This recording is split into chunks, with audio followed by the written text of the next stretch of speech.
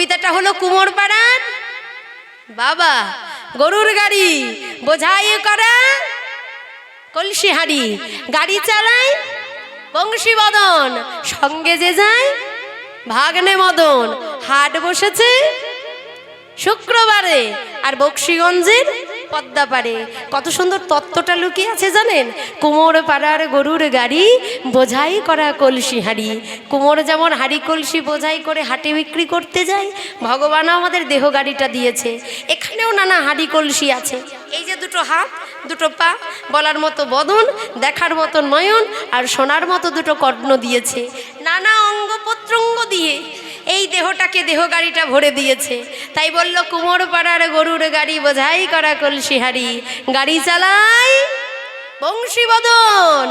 এই দেহ গাড়ির ড্রাইভার আপনারা না আমরা? কেউ না। এই গাড়ির মধ্যে যতক্ষণ বংশীবদন আছে ততক্ষণ গাড়িটা ঘর থেকে হরিবাসরে এসেছে। আবার সে যখন চালানো বন্ধ করে দেবে তখন যতই ডিজেল পেট্রোল ঢালো না কেন আর গাড়িটা চলবে না। নিথর দেহটা পড়ে থাকবে ঘরের মধ্যে, কারোর ডাক পর্যন্তই কানে প্রবেশ করবে না। তাই বলল গাড়ি চালায় বংশীবদন, সঙ্গে যে যায় ভাগ্নে মদন। মদনকে কামনা বাসনা ভরা জীবন। যেদিন থেকে একটু জ্ঞান হলো সেই দিন থেকে শুধু ভগবানের কাছে চাইতে শিখলাম, প্রভু গাড়ি দাও, বাড়ি দাও, টাকা দাও, পয়সা দাও, ধন দাও, সম্পদ দাও, ঐশ্বর্য দাও। আর এই দাও দাও দাও দাও করতে করতে ভগবানের কথাই ভুলে গেলাম। তাই বলল গাড়ি চালাই বংশীবদন, সঙ্গে যে যাই ভাগ্নে মদন। হাট বসেছে শুক্রবারে। বেচে বেচে শুক্রবার কেন বসলো?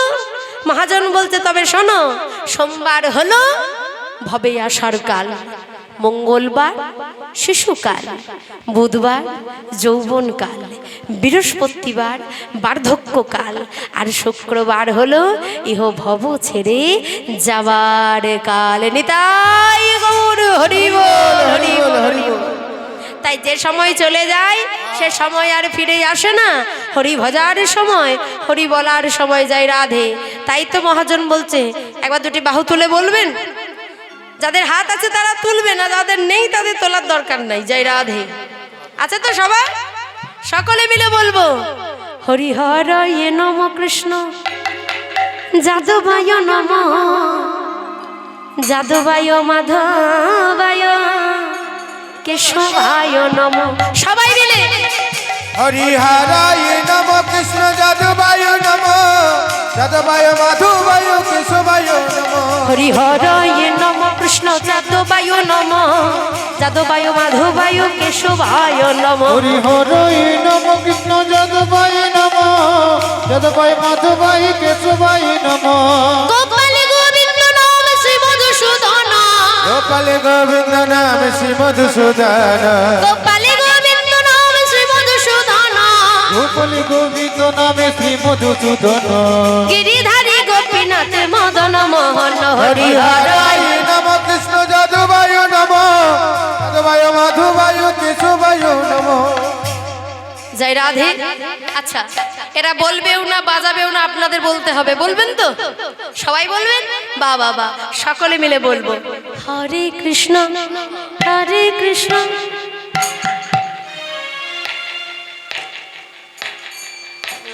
এই ভোল্টেজ কোথায়? খাওয়া দাওয়া হয়নি? কমিটি দাদারা অনেক লেটে আসর দিয়েছে, খেয়ে দিয়ে আসেননি? খাবার খেয়েছেন? তাহলে তো ভোল্টেজটা আরো বেশি থাকবে। হরে কৃষ্ণ কৃষ্ণ কৃষ্ণ। বাবারা ঘুম আসছে না? দেখে তো মনে হচ্ছে না যে ঘুম আসছে। যায় রাধে। একটু জোরে বলবেন হরে কৃষ্ণ। হ্যাঁ, কৃষ্ণ কৃষ্ণ। একটা কথা বলবো, 5 দিন অনুষ্ঠান আছে তাই তো? আমি একটা কথা বলে যাই, বলছি রাগ করবেন না তো? বলবো তো? বলবো।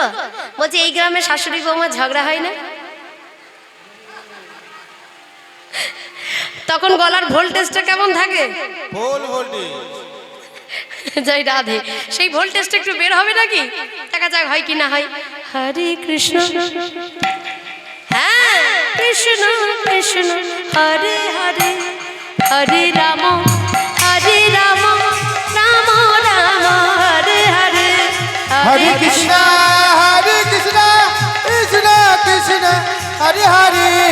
হরি রাম রাম রাম হরি হরি হরে কৃষ্ণ নিতাই গৌর হরি হরি রাম রাম রাম হরে হরি।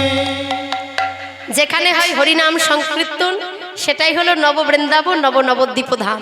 একটা কথা জেনে রাখবেন, যত দামি মোবাইল হোক না কেন, এখন তো মোবাইলের যুগ, যদি চার্জ না দেওয়া হয় তাহলে মোবাইল কোনো কাজে লাগবে না। আর যত ভালোই শরীর হোক না কেন, যদি কৃষ্ণ নামের স্ফুরণ না হয় এ দেহেরও কোনো দাম নেই। তাই ভগবান এবার ছুটতে ছুটতে গিয়ে মঙ্গলীকে নিয়ে এসে বলছে, কিরে আমার কথার আর অবাধ্য হবি না? প্রভু, আমি আর কোনোদিন তোমার কথার অবাধ্য হব না। চ এবার ভগবান সকল সখাগণকে সঙ্গে করে নিয়ে যমুনার তীরে ওই কেশি ঘাটের নিচে বসেছে।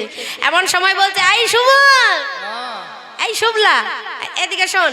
বলছি শোন, প্রত্যেকদিন আমরা খেলা খেলি, কিন্তু আজকে একটা নতুন খেলা খেলবো।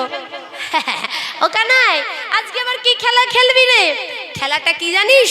খেলাটা হলো কাঁধে করা আর কাঁধে চড়া। এই ভাই বলি, কে কার কাঁধে চড়বে সখা? শোন, আজকে এমন ভাবে হবে না, ওই গাছটা দেখছিস না, ওই গাছ থেকে 24টা পাতা পেরে নিয়ে আসবি, আর 24টা পাতা পেরে নিয়ে এসে একটা পাতা ছিঁড়ে দিবি। ছেঁড়া পাতাটা যার হাতে পড়বে সেই হবে আজকে চোর। ঠিক আছে? এবার 24টা পাতা গাছ থেকে পেরে নিয়ে এসে একটা পাতা ছিঁড়ে দিয়েছে। এবার ভগবান সকলকে একটা একটা করে পাতা দিল। এমন সময় ভগবান সুবলকে প্রথমে বলছে, এই সুবল, এই ভাই তোর হাতে দেখা তো ভালো পাতা না ছেঁড়া পাতা? ভালো পাতা। শ্রীরাম ভাই তোর হাত। মধুমঙ্গল,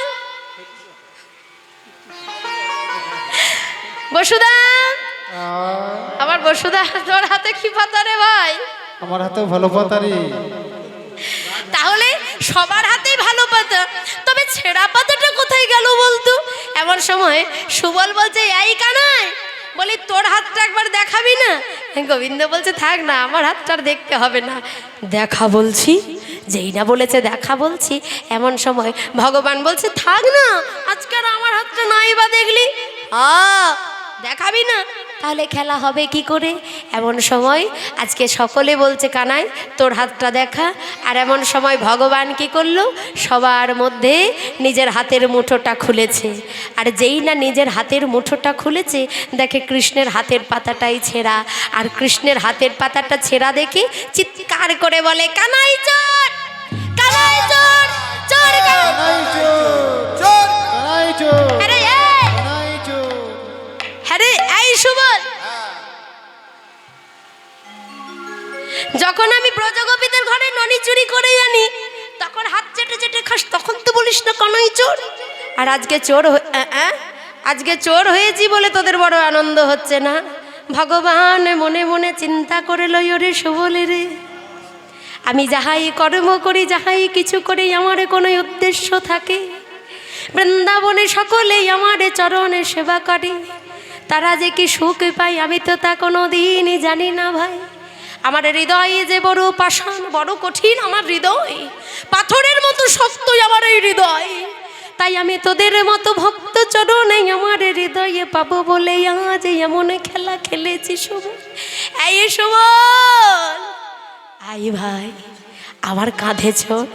আর এদিকে ভগবান মনে মনে চিন্তা করছে, কানাই রে, যোগীগণ যোগে পাই না তোরে, ঋষিগণ ধ্যানে পাই না, ঈশ্বর পরম কৃষ্ণ সচ্চিদানন্দ বিগ্রহ তুমি, অনাদির আদি ভগবান কৃষ্ণচন্দ্র কানাই, বড় সৌভাগ্য করে, বড় কৃপা করে, করুণা করে তোমার সখা হয়েছি বটে।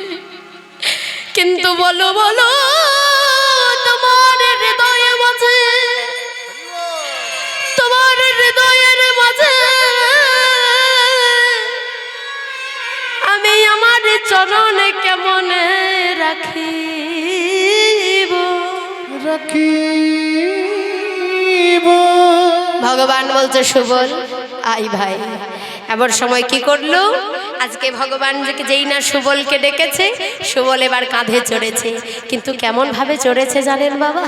একটা একটা চরণ মানে একটা পা সামনের দিকে, একটা পা পেছন দিকে, মানে এক কাঁধে চড়েছে। আর কিছু দূর নিয়ে যাওয়ার পরে গোবিন্দ বলতে লাগলো, সুবল রে, কৃষ্ণ নাম হরি নাম বড়ই মধু, বড়ই মধু। আমি জানি রে সুবল, বলি যে জন কৃষ্ণ ভজে, এ জগতে যে জন কৃষ্ণ ভজে, সে যে আমার চাইতে বড় চতুর। বড় চতুর। আমি জানতাম আমি চতুর, কিন্তু তোরা আমার চাইতেও চতুর। কিছু দূর নিয়ে যাওয়ার পর বলছে, সুবল ভাই, আমি না এক কাঁধে নিয়ে যেতে পারছি না, যদি পড়ে যাস তাই পেছন দিক থেকে চরণটা আমায় দে, না কানাই নামিয়ে দে, তবু আরেকটা চরণ দিতে পারবো না। ভগবান কোনো কথাই শোনে না, পেছন দিক থেকে চরণটা নিয়ে এইবার ছুটতে ছুটতে ছুটতে ছুটতে ভগবান আনন্দিত হয়ে চলে যায়। আর সুবল হঠাৎ পথ মাঝে, রাস্তা মাঝে চারিদিকে শুধু তাকায়, কোথায় বৃষ্টি? আকাশে তো মেঘ নেই, আকাশে তো বৃষ্টি পড়ে না, তবে আমার চরণে জল এলো কি করে? আরে যেই না বদনটা নামিয়ে দেখেছে, দেখে ভগবানের নয়নের জল সুবলের চরণে পড়ে। কানাই নামিয়ে দে, নামিয়ে দে আমায়, তুই এই আমাকে ভালোবাসিস, এই তোর সখ্য প্রেম, এই তোর সখ্য প্রীতি কানাই, এই তোর সখার প্রতি ভালোবাসা। কেন রে, কি হলো, এমন ভাবে বলছিস কেন? কানাই, আমাকে নিয়ে যাচ্ছিস, তোর প্রাণে বড় ব্যথা লাগে, কষ্ট লাগে বলে তোর নয়নে জল আসে, আর তুই আমাকে নামিয়ে দিলি না। ভগবান বলে, সুবল রে, এ যে আমার আনন্দের অশ্রু, এ যে ব্যথা যন্ত্রণার নয়নের জল, নয়নের সুবল। এইভাবে ভগবান খেলা খেলছে। আর ভগবানের খেলা দেখে এক মুসলমান ভক্ত, যিনি আমার আপনার মতো সনাতন হিন্দু ধর্মের ছেলে নয় বাবা, যার নাম হলো নাসির মাহমুদ, সেই নাসির মাহমুদ ভগবানের খেলা দেখে একটা পদ রচনা করলো। বলছে, প্রভু